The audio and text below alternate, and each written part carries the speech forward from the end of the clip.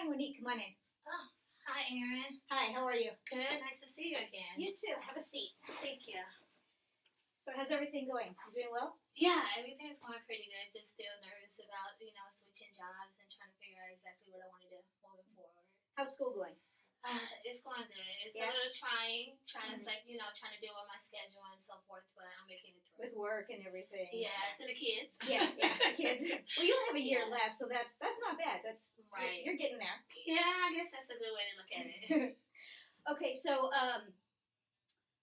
before I had you come in today, I wanted you to take a couple of assessments because what we're doing is you're looking at changing your job, but before you do that, you want to make sure that you have school, work, and home kind of balanced out, especially if you're going to be taking on more responsibilities.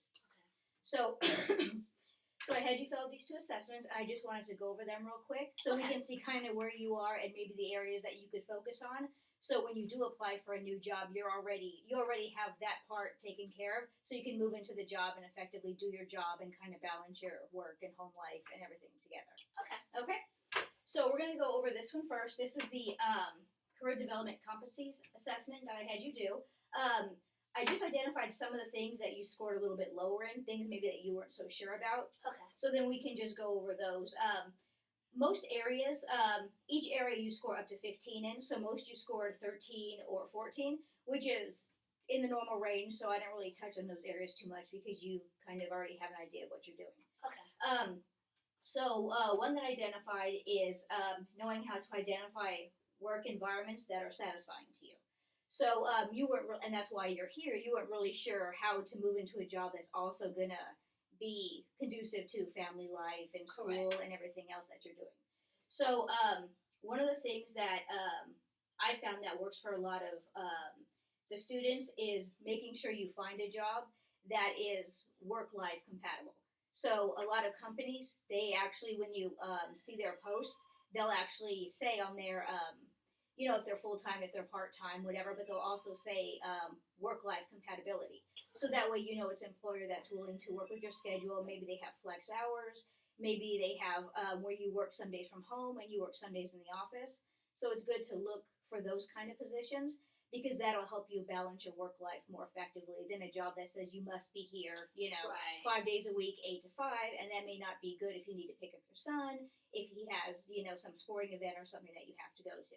Okay. So you want to try and make sure you have a job that has that flexibility so then you can get done what you need to get done, but you can also be there for your kids and your family and everything else that you're doing outside of work. Okay. Sounds good. Another one is in the goal setting competencies, that balancing your career goals and personal priorities. Again, another reason why you're here, to make sure you can balance the two. Correct. So before you leave, I want to talk about a few things with apps and other things that you can do to balance that. So we'll get into that after we finish everything else. Okay. And let's see. Okay, for that one, that's really all I wanted to discuss with you. Everything else you seem to pretty much understand. Your self-assessment competencies and also your skills development and career management. You're going to school, you're taking those next steps to get a career that gives you more responsibility, that'll move you higher up in the ladder towards your ultimate goals. Okay. The other assessment that we did, which is a little bit more important, is it's the work-life balance assessment. Okay. So this one is saying pretty much how you already balance your work and life and maybe some things you can do to increase that and make it better. Okay. So there's 45 questions, and the ones that you answered 0 to, you just didn't want to answer because it didn't really relate to you. Yeah. We don't count those in the score. So really you only answered 43, so your score was out of 43, not the whole 45. Okay. But you still scored a 2.7, which is low.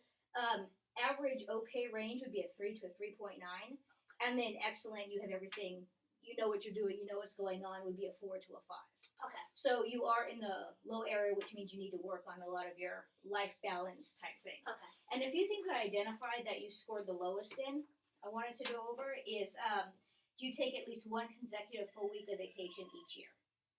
You don't. So I'm assuming that when vacation time comes, you either only take a few days and then you come in a few days or something like that. So you're not taking this is my week, I'm gone, don't talk to me, don't email me. No, You don't do that, no. No, not at all. Okay, and then this is similar that you use all of your vacation personal days every year. I'm assuming you don't. So you kind of collect them, and yeah. And a lot of times that happens because our companies let us collect them, so we think, okay, we don't have to take it because we're not going to lose it. We'll just push it to the next quarter, push it to the next year. Yes. But then we keep doing that. You get burnt out. And we don't use. Yeah, that's some of the issues. And then, do you work more than 1 hour a day while on vacation? Yes. Yeah. I'm guilty. So you take vacation days, but then you're still coming into the office. Yes. Yeah. Yeah. And it's good to live near where you work because it's good for taking care of your kids, getting to work on time, no traffic. But it also means that you could say, I'll just take the 10 minutes, I'll go into the office, I'll just get some work done. But then you're not taking that time to unwind, to decompress, to, have other people do what they're supposed to do, and you don't have to worry about coming in and making sure things are getting done. Correct. Yes. And then another one, do you dedicate time to have a lunch every day versus multitasking and eating at your desk? This is so mean. This is so mean. I'm assuming you may go get lunch, but then you come back to the office. Absolutely. You're not actually sitting somewhere, maybe reading a book, eating lunch. No. You know what? I've done that on occasions, and I can tell you that it kind of like it restarts your day, or it restarts me. Mm-hmm. But then something will happen, and then it's not that something will happen. It's just that I feel the need to not continue that practice. But it does help. It really does. I'm just not faithful at doing it. If you stick with it, at least a couple days a week. Yes. Maybe not every day if you can, but maybe a couple days. Yes. Another one is, do thoughts of work interrupt a good night's sleep? So are you laying there saying, well, I need to email this, or I need to do this, or getting up and actually sending that email, or sending that text, instead of waiting till the morning? Because realistically, if you send a text at 11 o'clock at night, nobody's going to deal with it till the morning anyway. Correct. So why not just go to sleep and send it in the morning? When somebody will actually be there to deal with it. Correct. Okay. Yes. And do you bring work home with you? I'm assuming that you bring work home with you. Yes. And it is difficult because we have our cell phones, which our email is on. All of our work stuff is on our cell phones or our laptops, and we take that with us so we can. It's not like everything is at work, so when you're home, you have no choice. You can't do it. Yeah. So, and there's ways, too, to kind of reduce that a little bit and put the phone away, even if it's for an hour, 2 hours. You know, watch a movie with the kid, go somewhere, do something, do yoga if you like that, workout, whatever it is that you like to do. So those are the main things that I wanted to hit on those assessments. So you see how some of these things can affect your daily life and everything.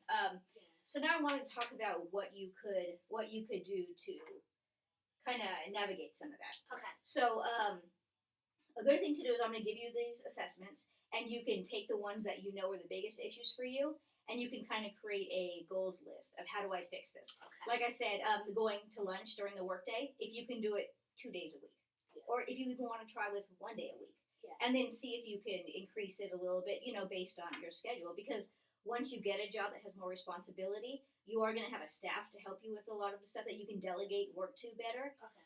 But you will also feel like you have to do more of the brunt of the work because it's your department, it's your section. You're the one that's ultimately responsible for everything getting done. Yes. So, and I know sometimes it's better to just do it ourselves instead of giving it to somebody else, because at least if you do it yourself, you know it's done the right way, and you don't have to worry about it. Correct. But you also have to trust that your staff is going to do what you tell them to do. Correct. And if not, maybe you need new staff. Correct. Correct. So there are some things. Picnic Family is a app for families. So if your son has a phone, you could actually send him his schedule in the phone. He could, if he walks home from school, he could actually log on to it and let you know as soon as he gets home. So you're not calling him and he should be home and what's going on. You should get that alert saying that he just walked in the door and that he's there. Or these are the schedules that you have. You have to be here for your son, but then here for your sister, and your mom needs you to do this. And all that can be on one family schedule, so you can see how that works out. And if you mesh it with your work schedule, then you see where you actually have those separate hours and breaks that you can add more stuff or not do anything, and you can schedule things more effectively. Okay. So I know sometimes we use our work schedules for our work stuff, but it's hard to get everything on the same schedule. Even when it's something as much as grocery shopping. Create your grocery list on, and it'll tell you at 4 o'clock you're going to go to the grocery store. So you go, you get the things on your list. You don't have to remember, what was I going to get? What did I tell my son I needed? Everything is on the list. Another one is Wunderlist, and that one is just a to-do list and reminders.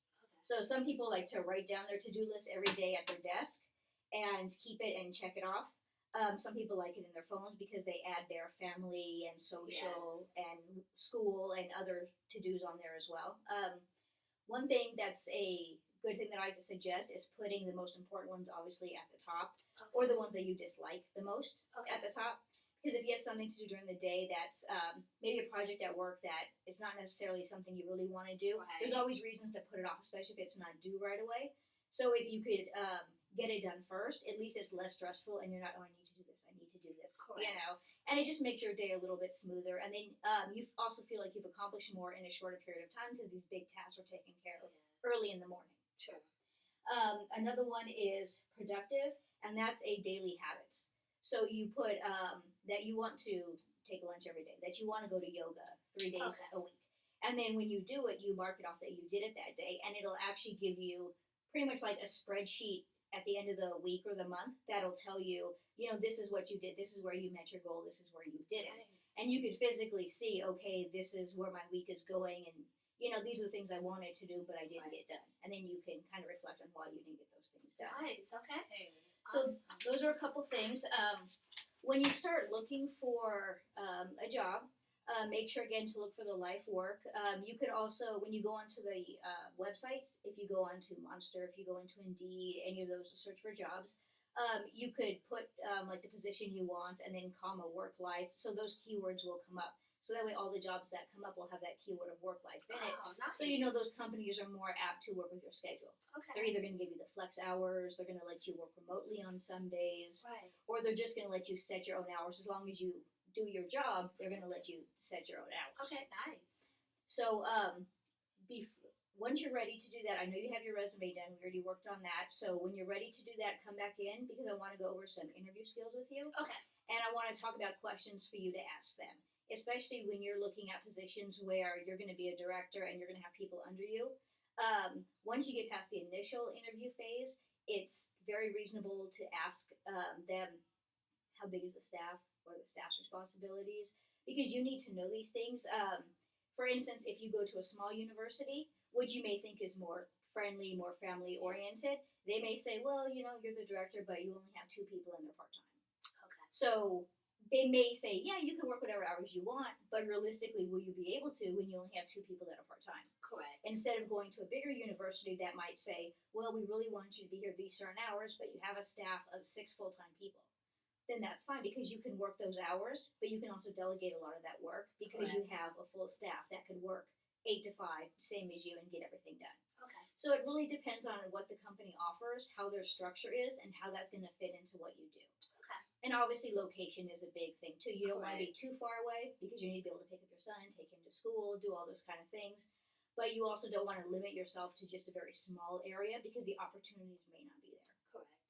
So does that make sense? Yes, absolutely it does. Okay. Yes, it's very helpful. Do you have any questions about the assessment, the apps, No, not at anything? this time. Okay. So I'm gonna go ahead and give you this. You can take it home.